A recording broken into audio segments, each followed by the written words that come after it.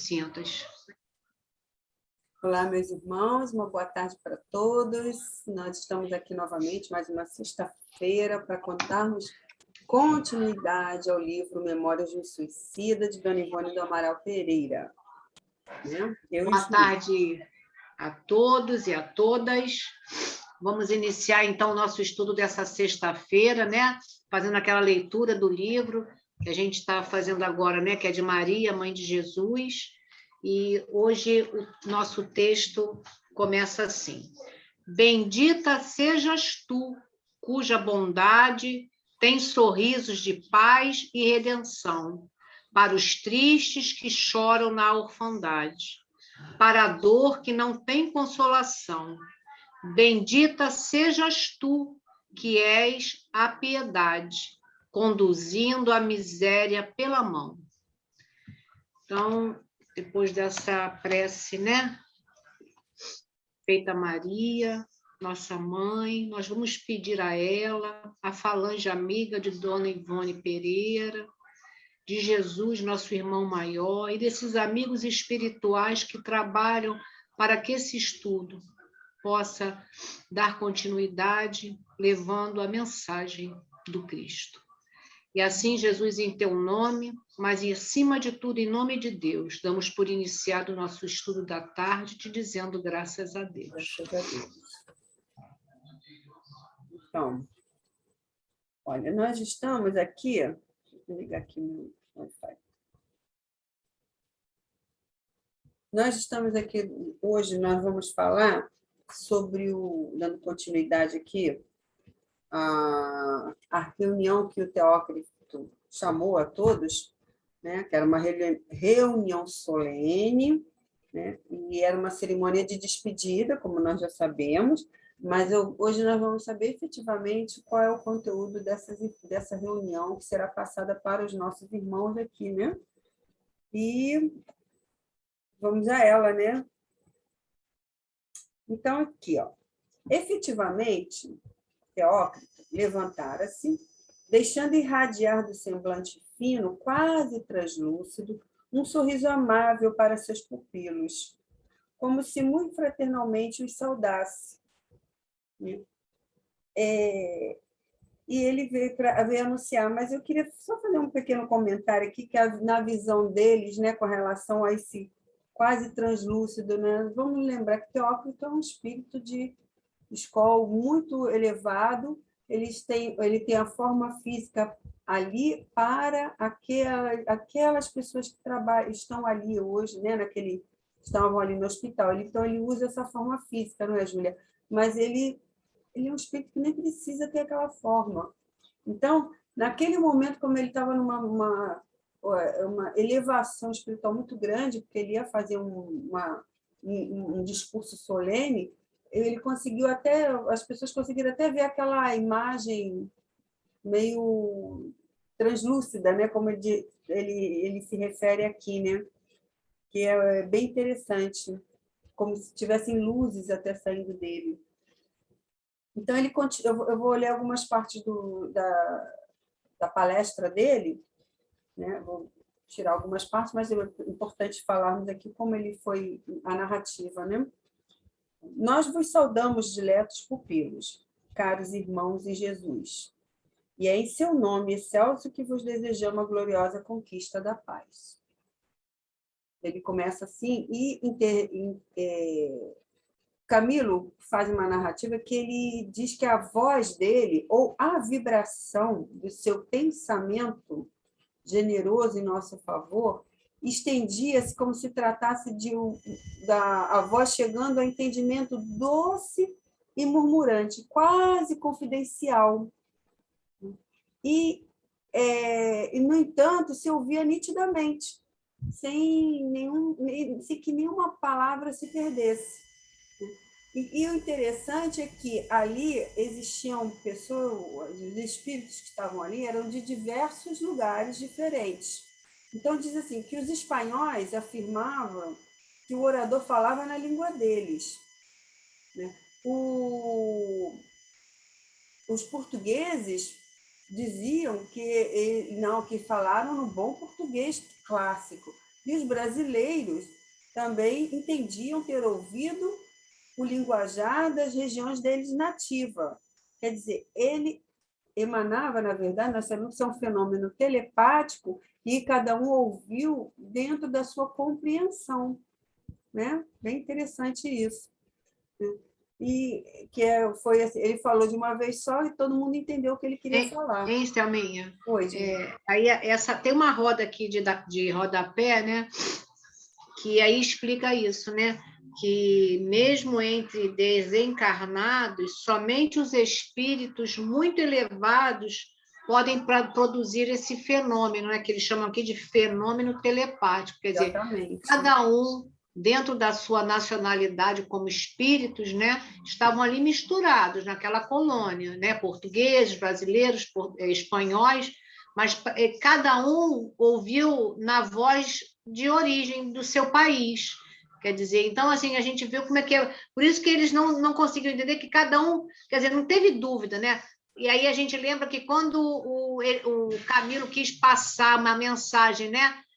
Por via mediúnica, né? Ele teve dificuldade com a língua, lembra? Quando ele foi fazer uma psicografia, né? Uma mensagem, né? E aqui não teve problema deles escutarem a mensagem que Teócrito tinha para passar para eles. Bem interessante isso. Então, Teócrito continua aqui. Não sois estranhos, meus amigos, ao móvel da presente reunião. É o vosso futuro que aqui se delineia, o destino que vos aguarda, que será combinado em programação que devereis não apenas conhecer, mas, acima de tudo, estabelecer e aprovar. Desde o dia em que os umbrais desta colônia correcional se descerraram por ordens do alto, tendes vivido entre as alternativas de um hospital-presídio, onde foram hospedados. E em vosso próprio benefício fizemos, porém, para que mais fundas não se tornassem as vossas desgraças, mais ríspidas vossas responsabilidades nos desvios das inconsequências funestas que fatalmente vos teriam absorvidos totalmente por séculos gravíssimos. Não fosse a intervenção caridosa do nosso Imaculado Jesus. No entanto, hoje venho para vos participar que, a partir deste momento, os mesmos portões que se fecharam sobre vós, aprisionando-vos por impositivos de severa proteção e vigilância, descerram-se agora, permitindo-vos a liberdade. Sois livres da tutela do departamento hospitalar, meus irmãos. Tudo quanto a estes hospitais e a estes presídios competia tentar, a fim de vos auxiliar na emergência crítica em que estáveis e embaraçados, foi realizado. De agora em diante, impõe-se novo trajeto, novos afazeres e condições de vida reclamam da vossa parte atividades e energias que, sinceramente, desejamos sem esmorecimento nem fraqueza, pois já tereis bem compreendido que jamais haveis de morrer. Jamais conseguireis desaparecer da frente de vós mesmos ou da frente da criação ou do universo. E isto acontece porque sois criaturas emanadas do fluido eterno da mente divina. Em vós reside a vida eterna daquele que vos concedeu a glória de vos criar à sua semelhança. Então, o que vale dizer? Que sereis como ele por toda a eternidade. Vede que, possuindo vida eterna, finalidade gloriosa, reclama a vossa presença no seio da eterna pátria, onde o soberano Senhor do universo mantém a intensidade da sua glória. Para que, pois, haveis de confrontar contra vossa origem divina? Ele faz essa pergunta. Por que se inferiorizar a criatura na desobediência contumaz as leis imutáveis da criação, né? Vosso suicídio, para que vos aproveitou? Apenas para a vós próprios demonstrar o grau da ignorância e da inferioridade em que elaboráveis, presumindo possuir muito saber e muita ciência. Apenas para distender vossas amarguras e longitudes incalculáveis para o vosso raciocínio.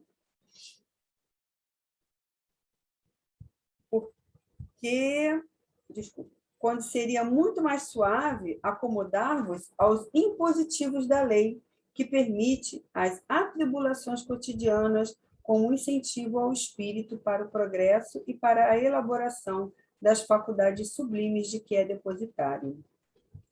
Que vos sirva a amarga lição da experiência, meus amigos.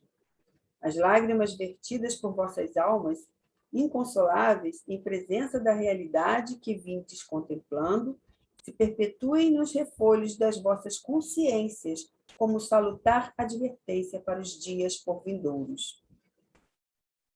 Quando praticardes as sublimes tentativas da reabilitação. Quer falar alguma coisa, Júlia? Então, Selminha, vamos só assim dar uma pincelada aqui, né, no que o Teócrito falou, né, que realmente era importante você ler, porque tem uma grande importância essas palavras de Teócrito, né, nessa reunião aí, nessa palestra. Né? Então, aqui a gente vale destacar, né, quando ele diz aqui que jamais, né, vocês vão desaparecer, né? Da frente de vós mesmos ou da frente do universo, né? Que somos espíritos imortais.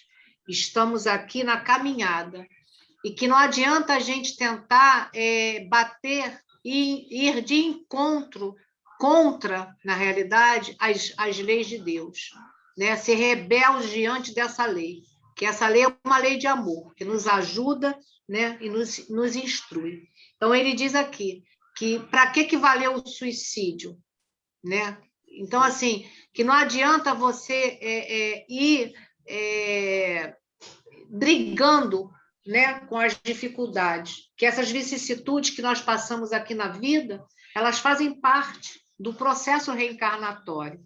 Né? Mas a gente vai ter sempre essas atribulações cotidianas.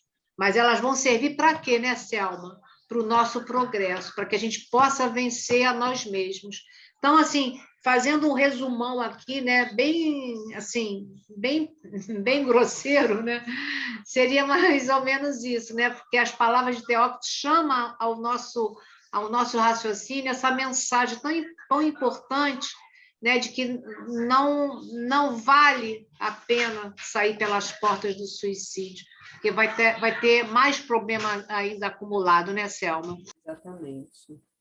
Ele continua aqui. É um texto longo e a gente, como eu falei, eu estou suprimindo algumas palavras, né? Algumas frases. Participando-vos da liberdade que por lei vos é outorgada, ao direito que tendes de, por vós mesmos e sob vossa responsabilidade, tratar dos interesses próprios, presidindo com vosso próprio raciocínio os destinos que vos aguardam. Sois livres de escolher o que melhor vos parecer. Recebestes elucidações convenientes que vos permitem o critério de escolha. E ele dá algumas sugestões aqui, como opções. Quereis retornar à Terra imediatamente, tomando novo fardo corpóreo, vós, né? Ele diz assim, cuja razão devidamente esclarecida concluiu pela necessidade imperiosa, indispensável da terapêutica reencarnacionista, tendes liberdade para fazê-lo, uma vez que estáis para tanto preparados. Quer dizer, se algum deles ali quisesse reencarnar, naquele momento era permitido, eles já estavam prontos para isso, né? E aí mais, prefere ficar e cooperar conosco durante algum tempo, dilatando a época do inevitável retorno ao orbe terráqueo, seja aprendendo a servir no corpo da nossa milícia, seja desenvolvendo faculdades de amor no aprendizado fraterno de catequeses às falanges obsessoras, que infestam a terra e o invisível inferior. Quer dizer, ou no auxílio prestativo aos nossos hospitais, enfermagens, assistência benemérita de caridade e consolo fraternal, vigilância e etc. Essas são as opções. Tendes autorização para escolher também. Nosso campo de ação é intenso e muito vasto, e nas fileiras da nossa agremiação, bem recebido será o voluntário, que, amando o Senhor, respeitando suas leis, desejando trabalhar e servir para progredir, submetendo-se aos nossos princípios e direção. Sempre com esse comentário aqui, sempre com aquela disciplina, que deve ser sempre rigorosa, né? Uma disciplina rigorosa que as pessoas têm que se atentar a elas, né? Se for inexperiente, quiser colaborar com o engrandecimento do bem e da justiça. Ele cita até Joel como exemplo, que ele também é um suicida, mas que preferiu ficar ali, né, fazendo esse trabalho de amor, né, junto com os réprobos do hospital. Ele diz aqui. Então, isso conta como mérito para ele, né, para o inevitável. Ele vai ter que reencarnar para passar pelas provações, mas ele está nesse trabalho que vai contar muito para ele no momento que ele precisar reencarnar. Né? E ele ainda continua aqui assim, porventura... Oi, Júlia. Calma. Vamos só fazer uma colocação aqui, né? Que eles já falaram isso no início do livro, ele torna a frisar aqui, né? Que eles têm necessidade de mão de obra, né? Então, por isso que ele faz dá essa ideia, né? Se eles quiserem continuar, dilatar um pouco mais esse tempo, né, de voltar para a Terra, eles podem cooperar. Como ele fala, né, nos hospitais, né, como vigilante e tal. Por quê? Porque os trabalhadores são poucos, né? E muito trabalho, igual aqui no plano físico, né? Sempre foi falado isso no livro, né? A necessidade de trabalhadores de boa vontade. E então ele continua aqui, assim, porventura, desejais aqui ficar, sem coisa alguma tentardes para o benefício próprio, perambulando de departamento em departamento, observando fatos, preso a um círculo vicioso, né? Arriscando-se a perigosas tentações, inativos, ociosos, sem algo de meritório praticar, conquanto incapaz da prática do mal, uma vez que não sois mal, não nos oporemos tampouco, conquanto, com todas as forças da nossa alma e todo o sincero empenho de nossos corações, vos aconselhamos que assim não procedais. E que isto redundaria em agravos penosíssimos para a vossa situação, mas que se prolongariam em estados insustentáveis, que cumulariam, aliás, de desvantagens amargosas, de incertezas e responsabilidades que muito conviria evitardes. Quer dizer, se a pessoa quiser ficar sem fazer nada lá, também pode ficar, mas não é recomendável. Mas ele também não vai se opor. Aí, quer dizer, é aquela por conta e risco, não é? De outro modo, desejareis prolongar a permanência ao vosso lado, a fim de vos iniciardes nos conhecimentos superiores da vida, né? Consagrando-vos aos cursos preparatórios para a verdadeira iniciação, só possível após os resgates a que vos comprometestes com a própria consciência. A própria consciência, que também é outra alternativa que foi dada. Queres continuar se preparar nos cursos de iniciação, né? E também pode servir. Ele fala, seja bem-vindo, amigos. Aprenderei com o mestre dos mestres os primórdios que vos têm faltado. Fortificareis para a consecução dos ideais de amor, de justiça e de verdade. Muitos de vós presentes a esta assembleia se encontram habilitados para esse curso preparatório. Para outros, porém... Oi, Lívia. Selminha, vamos fazer um comentário aí a respeito desse curso preparatório, porque esse curso preparatório, na realidade, o irmão Teócrito diz que geralmente esse curso é colocado à disposição de quando os espíritos para lá retornam na época que eles já tiveram uma melhoria através do quê? Dos seus resgates. Sim. Entendeu? Então, só que nesse momento ele diz que eles também poderiam escolher. E aí ele fala o porquê que isso ocorre. Por que ocorre? Porque se eles se sentirem capacitados a reconhecerem que eles podem realizar esse curso, eles não vão se opor. Agora, eles também não vão escolher nenhum deles para não parecer aquela situação, né, Selma, de favoritismo. Uhum. E ele diz que cada um deles tem condições de avaliar a si mesmo, sabendo se tem condição ou não de participar desse curso dos iniciados. Então, é bem interessante, né, para que não tenha dúvida, quer dizer, o curso normalmente é oferecido para quem regressa, né? Mas eles também dão essa opção, que muito daqueles ali já tem uma condição de realizar esse curso. E a gente vai ver adiante quem é que vai se achar capacitado, né, Selma? Então, ele diz aqui que muitos se encontram habilitados para esse curso preparatório. Para outros, porém, o momento ainda não chegou. Suas consciências segredar-lhes-ão o caminho a seguir, sem que nos constranjamos a proferir-lhes os nomes, mesmo aos habilitados. Todavia, nada obrigará à aceitação do convite que ora foi feito. Né? Aceitarão, se o quiserem, por livre e espontânea vontade. Isso, né, conforme ele já decretou, causou um certo murmurinho, é claro, né? Um murmurinho discreto, porque ali imperava sempre a disciplina, né? E mais do que normal, né? E Teócrito continuou. Será concedido um prazo de 30 dias para meditares deliberadamente sobre o que acabais de ouvir, pois, conquanto esteja já há bastante tempo doutrinados e esclarecidos para tomardes por vós mesmos a decisão que vos convém, a tolerância manda que vos acautelemos com ainda algum tempo de meditação a respeito das tentativas futuras.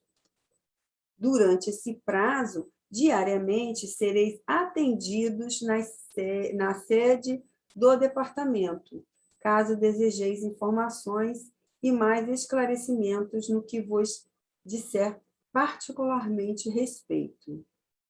Sem constrangimento, expandi-vos com aqueles que aqui vos receber, porque falará ele em nome do Divino Pastor. Sempre assim, né? Sois convidados às reuniões que para vós se realizarão neste mesmo local, nas quais trataremos de tudo quanto, de modo geral, vos possa esclarecer, instruir e reanimar para o futuro, a que sereis impelido pelas afinidades pessoais. Esgotado esse prazo concedido, participareis da diretoria da instituição a que estáis filiados, das resoluções tomadas, né? E encaminhar-vos para o destino que voluntariamente houverdes escolhido. Então, aí o que acontece? A tão simples com importantes falas, seguiu-se a primeira exposição dos deveres que nos caberiam como espíritos arrependidos e desejosos de reabilitação. Foi inicial. Hein, Selminha, vamos dar uma paradinha aí, né, para a gente falar a respeito disso aí, tudo que Teócrito nos convidou, né, a pensar, né, nós aqui que estamos estudando, né. Então, ele fez aí que diz que eles não precisavam ficar ansiosos, porque eles tinham 30 dias aí de prazo para pensar, para ver aonde eles poderiam se colocar ou reencarnar diretamente ou escolher uma daquelas opções que ele deu. Aquele que ele não disse que não seria bom para eles era ficar ociosos lá sem ter o que fazer, que isso ia agravar uma problemática de resgate, né? Exatamente. Agora, ele também, o que a gente vê também interessante, que dentro desse prazo de 30 dias, ele dá uma opção que eles podem voltar ali tantas vezes quantas quiserem, onde eles vão ter ali outras palestras, vão tirar dúvida, né? Tudo isso é concedido, mas que na finalização desse prazo, né, eles vão ter que decidir. E ele sempre coloca uma observação bem interessante quando ele fala voluntariamente houverdes escolhido, quer dizer, ninguém vai impor nada, até se for aquele caso de ficar lá sem fazer nada, né? Bem interessante, né? Que ele fala aí para a gente. E aí, quando ele fala isso aí que você leu, né, que é a exposição dos deveres que nos caberiam, né, como espíritos arrependidos e desejosos de reabilitação. A gente vai deixar um dever de casa, né, para a gente acompanhar lá no Evangelho, no capítulo 17, o item 7, não é isso, Selma? Isso. Lázaro. Uma informação de Lázaro, né, que fala sobre o dever. Né? O que é esse dever? Né? Para a gente estudar um pouquinho mais, para a gente entender quando o Teócrito dá essa indicação para ele. Né? A tão simples como importante fala seguiu-se a primeira exposição dos deveres que nos caberiam como espíritos arrependidos e desejosos de reabilitação. Todos nós temos deveres, né, Selma? Então, vamos entender esse dever à luz do Espiritismo, né? No Evangelho, capítulo 17, item 7. Fica a dica aí. Segue agora, Selminha. Isso. Então, quer dizer, o Teócrito foi o orador dessas primeiras conferências, né? Ele sempre falava com voz paternal e conselheiramente, sem arroubos apaixonados de oratória, mas deixava penetrar no âmago das almas deles, das almas profundas reflexões sobre as particularidades inferiores de cada um, mas sem apontar. Ele não apontava dedo para ninguém, entendeu? Mas o que ele falava tocava na alma, né? E naquela parte que era tida como, né, a questão da inferioridade, fazer com que a pessoa refletisse sobre isso, né, do que lhe faltava. Então, assim, disse-ia que legítimo conhecedor dos complexos que complicavam nosso ser, trazia o objetivo de ajudar-nos a reconhecê-los, medi-los, esmiuçá-los, a fim de nos animar a dar-lhes combate. Interessante, né? Ele não precisa acusar em nada, mas só o que ele falava já tocava a pessoa e fazia com que ela mesma pensasse, né, sobre aquilo, refletisse e avaliar tudinho, né? Então, aí dali eles se retiraram, né, daquela noite, voltaram aos seus estabelecimentos, fortalecidos, claro, com tudo aquilo, né? E eles voltaram ali muitas vezes, né, todos, né, ali voltaram muitas vezes para ouvir Teócrito, que ele ia ficar os 30 dias ali em reuniões diárias, né, e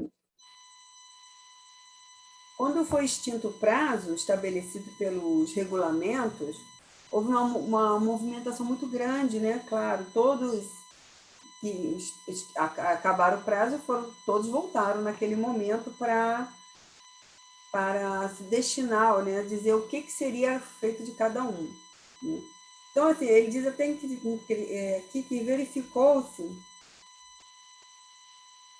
grande movimentação verificou-se na fisionomia pacata do departamento hospitalar e da torre.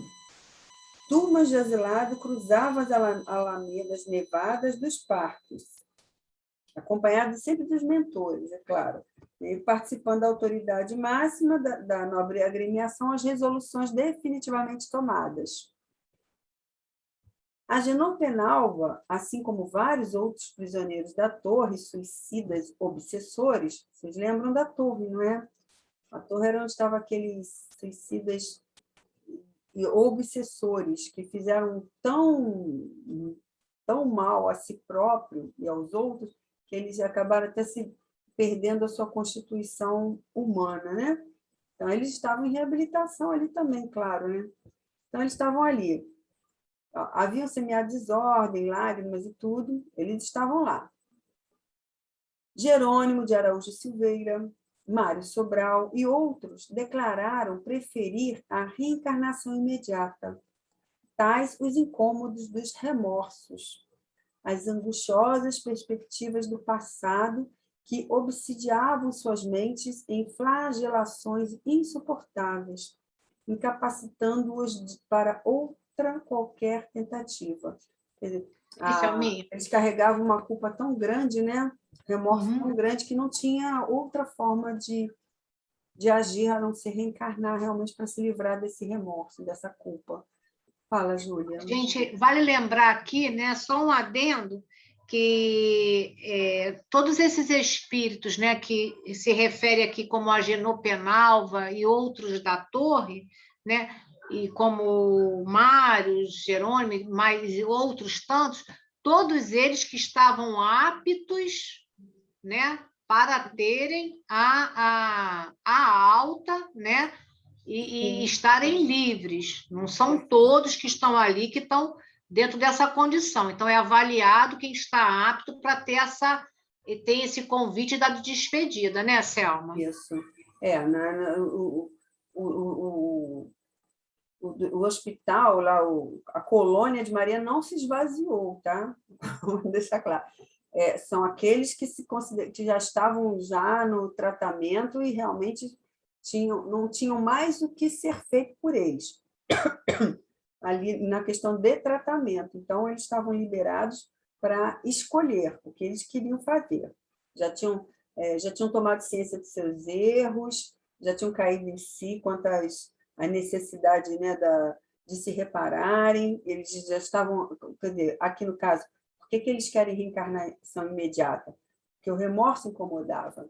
Antes não existia isso, né? Hoje eles já estão corroídos pelo remorso, principalmente o pessoal da torre, né?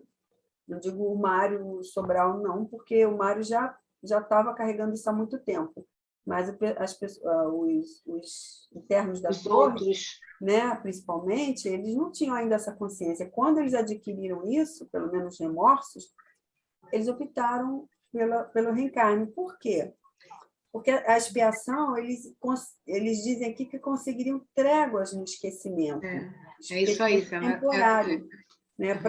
Para quê? Para eles terem essa oportunidade de renovação, né? E poderem, né, se livrar desses remorsos, né? E serem passar de ano, vamos dizer assim, né? Então, vários outros se empenharam pelo estágio nas operosidades da vigilância, onde poderiam algo aprender para se fortalecerem um pouco mais, pois se julgavam ainda fracos, indecisos, temiam o contato com a carne, desconfiados das próprias fraquezas. E como eles temiam não conseguir superar a reencarnação, eles quiseram ficar mais tempo trabalhando na vigilância, nas outras áreas da colônia, para eles se sentirem mais fortalecidos no bem, né, na moral e tudo, para que eles não venham a falhar, né? Então, Selma, esse pessoal que vai fazer essa opção de ficar na vigilância, eles têm um serviço bem específico, né? Conta aí para a gente, é das caravanas. Eles dizem que aqui tem que ir com o tempo, com o convívio com a caravana, no serviço de socorro, auxílio aos desgraçados do Vale Sinistro, como da terra, desempenhando a beneficência, prepara-los ia com mais segurança, no próprio entender, apontando-lhes caminhos mais amplos na senda da fraternidade. Entendeu? A vigilância, né, que atua, né, com os resgates dos espíritos, né, tanto na Vale como na Terra, que às vezes são aprisionados, isso iria ajudá-los mais com esse trabalho fraternal, né, mais amoroso, e iria fortalecê-los mais. Então, alguns optaram por isso. E Camilo diz... Hein, Selma? Oi. Só uma observação, né? Que aí a gente lembra daquela frase, né? Fora da caridade não há salvação, né? Verdade, exatamente. Então, Camilo, Belarmino, João de Azevedo e alguns poucos, né, alguns outros que estavam com eles, muitos se afinavam, todos, do Hospital de Maria de Nazaré, atraídos pelos magníficos ensinamentos do diretor do departamento. Eles optaram, eles foram à presença do Teócrito, né? Eles optaram que fossem... queriam prosseguir nas sendas preparatórias da iniciação, né? Eles sabiam que sobrecarregando as suas consciências, mas eles preferiam, né? Nós o preferíamos por quanto nos seduzia a perspectiva do conhecimento que nos deixara entrever. Quer dizer, aquilo os fascinou, né, com essa questão dos ensinos, dos preparatórios da iniciação. Selma, é interessante, né, quando o Camilo fala aqui, né, para a gente, né, que quando eles chegaram lá na presença do Teócrito, né, apresentamos-nos à sua presença, declarando que fôssemos merecedores da honrosa mercê de prosseguir, né, nessas sendas preparatórias da iniciação. Aí, bem interessante quando ele fala assim, a despeito dos deméritos que sabíamos sobrecarregados, quer dizer, eles sabiam que eles não tinham ainda o resgate das dificuldades, sabia dos deméritos, né? Mas, mesmo assim, como havia essa possibilidade dessa iniciação, que seduziam eles, né? Então, eles se colocam ali na frente do Teócrito. Aí, agora, vamos entender se Teócrito realmente vai avaliar isso, né, bem e vai aprovar, né? Não, ele imediato, né? Ele fez: sede bem-vindos, amigos, né? Amanhã mesmo podereis seguir vosso novo destino. Para que retardar mais? Não continuareis, porém, sob minha dependência. A missão a mim confiada junto de vós foi culminada, né? Ele diz assim: unir-nos-á, no entanto, para sempre a doce afeição que se estabeleceu em nossos espíritos durante o tempo que aqui passastes. Quer dizer, mesmo ele não estando mais presente, não sendo mais responsável por eles, o laço foi criado, né? E esse jamais é desfeito, né? Porque somos todos uma grande família universal. Somos todos... Selminha, e é um laço aqui de amor, né? Exatamente. Afeição. Então, ele continua aqui. Certos de que logo no dia imediato deixaríamos o departamento hospitalar, separando-nos dos generosos amigos que tanto nos consolaram na desgraça, né? A permanência no hospital, porém, todos nós o sabíamos, é temporária, geralmente curta. E aí, o que aconteceu? Eles foram se despedir, no próprio hospital mesmo, começando por Joel, abraçando, né, e recebeu ainda o conforto de orientação de Joel, né? Não penseis que estareis separado de nós outros, havemos de ver-nos muitas vezes. Paciência, meus amigos, paciência. Assim disse Joel. Foram também Carlos e Roberto Canaleiras, e quis se prontificar até a guiá-los, né, às visitas de despedidas. Então, eles foram lá, reveram, abraçaram os mentores, os amigos, que foram estabelecendo, né, laços durante esse tempo todo que ficaram lá, foram 16 anos, né? Então, eles foram até o departamento de reencarnação. Aí viram a Rosália e Celestina, né? Quando ali deram entrada, vários pretendentes à matrícula no recolhimento. Então, ele diz aqui que era uma falange de arrependidos que iam polir a consciência maculada pelo pecado. Caminhavam em fila extensa, 2 a 2, subindo as escadarias da sede do departamento e desaparecendo dentro em pouco no interior do mesmo. Seguiam cabisbaixos, tristes, constrangidos, temerosos, dando a impressão de que só se submetiam à dura penalidade porque outro remédio não haviam encontrado para lhes restituir a honra espiritual, a serenidade íntima, senão esse providencial recurso que a lei magnânima lhe apontava, voltarem a ser homens.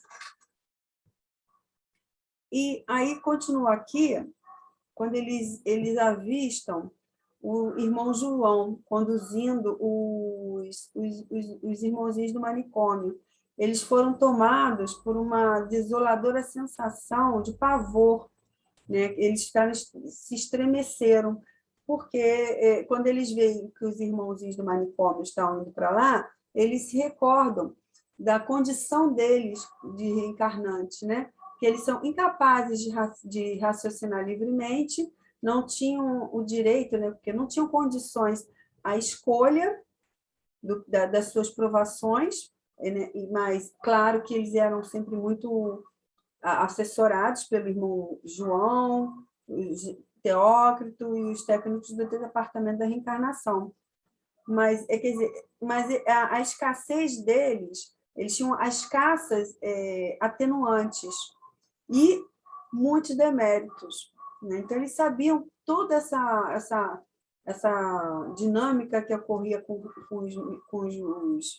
os reencarnantes do manicômio, né? Isso trouxe um certo tremor, né? Pensando quão difícil seria a vida deles na Terra, né, Júlia?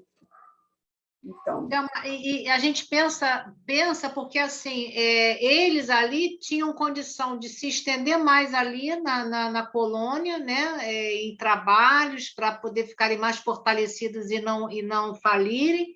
Eles vão escolher suas provas de uma forma ou de outra, como Jerônimo mesmo e outros tantos, e esses não eram tão dementados que sabiam eles que a prova da vinda aqui para não teria assim uma grande evolução, não, porque eles vêm numa situação de demência, né? Seria muito sofrida, né?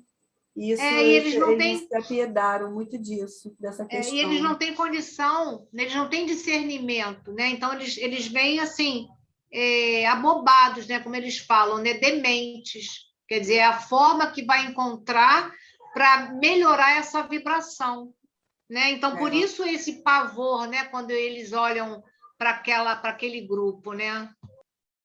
Exatamente. E mais à frente, aquele Camilo narra aqui: não contivemos as lágrimas ao avistarmos Jerônimo e Mário, nossos pobres companheiros e afins desde as sombrias desesperações do Vale Sinistro.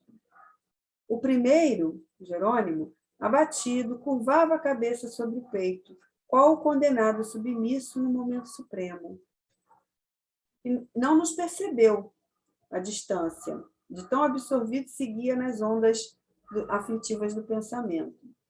O segundo, porém, Mário, sorridente e valoroso, os cabelos revoltos, como no primeiro dia em que o víramos. O peito, no entanto, destemeroso, erguido, como a desafiar as lutas por vindouras, olhos vivos postos para frente. Qual sonhador, antevendo o ápice honroso de empresa penosamente iniciada entre os sacrifícios exigidos pela razão e as lágrimas vertidas pelo coração. É interessante aqui a diferença, né? Ambos optaram, foi escolha deles, e reencarnar, a reencarnação imediata. Jerônimo, ele tinha aquela consciência que ele precisava resgatar muitos débitos. A moral dele exigia isso. Assim como Mário, a moral dele exigia que ele reencarnasse também para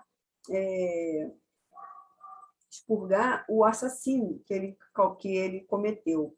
Mas, assim, enquanto Jerônimo se apiedava da situação, porque ele colocava aquilo assim, era um pesar para ele, porque ele se sentia com remorso e culpa de ter feito tantos males, né? E ele ia com aquele semblante, né, abatido, curvado. O Mário já via aquilo assim como uma oportunidade, ele foi todo felizinho.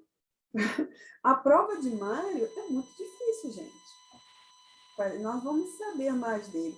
Mas ele vai com uma expiação muito dura, muito difícil. Mas isso não o deteve. Ele vai cheio de vontade, porque ele tem uma ânsia muito grande de acertar, de se redimir daquilo. Porque o que ele fez foi num ímpeto, não foi a índole dele. Ele não tinha uma índole assassina, uma índole ruim. Foi um momento de paixão, de fraqueza. Né? E ele se culpa eternamente por isso. E aí ele vai todo, não, triunfante naquilo, né, Júlia? Quanto que Jerônimo já vai com pesar, com sofrido, né? E ele ainda fala, e Camilo ainda descreve mais aqui, né, que ele fala que ele tinha um sincero arrependimento e ele precisava se livrar dessa culpa, né, que ele tinha dentro dele, né? E precisava tirar e agora, o que mais nos chama a atenção aqui no livro, né, e que a Selminha vai ler para a gente, qual a imagem que ele refletia para Camilo, Belarmino, que estavam ali acenando para eles. Né? Jerônimo, cabisbaixo, nem viu que Camilo estava ali, nem nada. Mas né? o Mário nos avistou. Né? Então, ele falou assim, ao nos avistar, acenou amigavelmente, num adeus que parecia derradeiro. Enquanto vibração de indescritível horror afligia nossas almas. Mário acenava com 2 miseráveis tocos de braços, onde não existiam mãos, ao passo que estas lá estavam, destacadas, encravadas em seu próprio pescoço, como recordando a morte violenta pelo estrangulamento, a mesma por ele dada à infeliz Eulina. Também vale lembrar aqui de Mário, que desde sempre ele falava, né, que ele queria vir sem as 2 mãos. Né? E a Selminha vai ler para a gente aí mais abaixo que a irmã Celestina é essa irmã que está lá no departamento de reencarnação, né? No setor de recolhimento, para onde eles estão se encaminhando. Né? Ela vai fazer umas descrições aqui, o porquê, vai esmiuçar um pouquinho mais aqui para a gente, para o nosso entendimento. Mas vale lembrar que isso já era uma vontade firme dele, que era assim que ele se via, né? E a forma que ele encontrou de se ressarcir, né? Com a lei, né? E limpando essa culpa que ele trazia, né? Da morte da Eulina. Aí a Selminha vai mostrar para a gente aí, através do que a irmã Celestina profetizou. Exatamente. Então, assim, a irmã Celestina diz o seguinte, é bem certo que este vencerá. Sua próxima migração terrena será calvário áspero, próprio das almas corajosas que se arrependem. E do berço ao túmulo, apenas lágrimas e asperezas conhecerá. Arrastar-se-á sem esperanças, sem compensações, mutilado, enfermo, humilhado, ridicularizado, traído pela própria mãe, que o repudiará ao dar-lhe a vida. Pois só obterá um corpo nos ambientes viciados em que outrora se chafurdou. Mas será preciso que assim seja, ó meu Deus, para que se reconcilie com a consciência própria e se reencontre harmonizado com o progresso natural de cada criatura em procura de Deus. Tão bem assim o compreendeu que ele mesmo escreveu a sentença que lhe convém e entregou-a ao irmão Teócrito para encaminhá-la à direção geral e conseguir a aprovação do seu guardião maior. isto é, de Maria, governadora da legião a que pertencemos. Mário impôs-se expiação duríssima, como tantos e tantos irmãos nossos existentes sobre a crosta da terra, no resgate severo e decisivo. Isso foi o que a irmã Celestina profetizou, digamos assim. Hein, Selma? E interessante aqui, né, que assim, ele encaminhou, né? Você vê a hierarquia, né? Ele encaminhou o pedido ao Teócrito e ele encaminhou a Maria. Quer dizer, é com o aval de Maria que ele vem dessa maneira, né? Quer dizer, por quê? Porque, na realidade, como disse ela, né? Será certo que vencerá. Então, assim, esses espíritos têm a noção, né, do que vai dentro dele, né, e essa vontade de acertar. Então, assim, é por isso que foi dado, quer dizer, ele desejou e assim foi concedido a volta, porque eles viam nele uma grande chance da vitória. Porque a gente sabe, né, que a gente não recebe o fardo maior do que as nossas costas possa suportar, né? Então, Maria concedeu por essa misericórdia e por esse testemunho que ele vinha dando ali junto aos outros, né? Exatamente. E aí segue aí o finalzinho aí desse capítulo. Então, no entardecer do dia seguinte, eles deixaram o departamento hospitalar. Um veículo modesto veio, né, recolhê-los, né, buscá-los, e tomaram lugar, confortados pela presença de Romeu e Alceste, que foram acompanhá-los ao novo domicílio. E é interessante que eles observavam, né, que, enquanto o carro ia deslizando, o veículo, né, as neves melancólicas se adegalçavam. A paisagem se coloria de formosos tons de madrepérola. Flores surgiam em festividades policrômicas à beira das estradas caprichosamente cuidadas. Quando os primeiros casarios de magnificente metrópole hindu apareciam aos nossos olhos surpreendidos, que julgavam sonhar. Louvado seja Deus, era, pois, verdade que havíamos progredido. Interessante aqui que eu fiz essa narrativa, porque lá na colônia de Maria de Nazaré inteira, ela tinha sempre aquela névoa, aquele ar, né, aquela neve caindo, as cores eram muito pálidas, né, não era uma coisa triste, mas não tinha o colorido alegre. Né? Sempre lembra que sempre tinha aquela névoa, aquelas nuvens nuvem não, a neblinazinha e gelo, né? Como é que chama? Neve. As neves em vários lugares. Era tudo mais cinza, né, Selma? Era tudo mais acinzentado, né? E aí, conforme como eles saíram do departamento hospitalar e foram para essa metrópole, já era um outro local, né? Então, já tinha um colorido maior, né? Era mais solarizado, aquela coisa, né? Então, eles ficaram assim maravilhados porque eles haviam progredido de fato, né? Já que eles conseguiram sair do hospital. Palmas para eles. Muito bom, gente. Hein, Selma? E você vê que os prédios... Né? Desculpa, Selminha. Fala.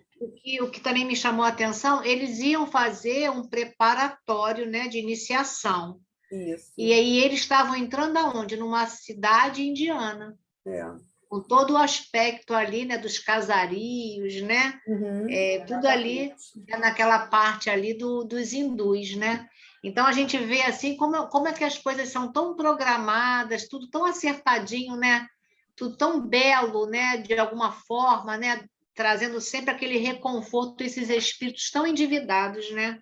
Verdade. E por isso que Camilo, quando exclama aqui, né? Que ele diz, louvado seja Deus, pois verdade que havíamos progredido. E esse progresso se dá porque eles até conseguiram, né, fazer esse estágio, vamos dizer assim, né, prolongar essa volta, né, para a Terra, né, e no aprendizado, né, dessa parte da iniciação. Então, naquele momento é que se dão assim verdadeiramente conta, né,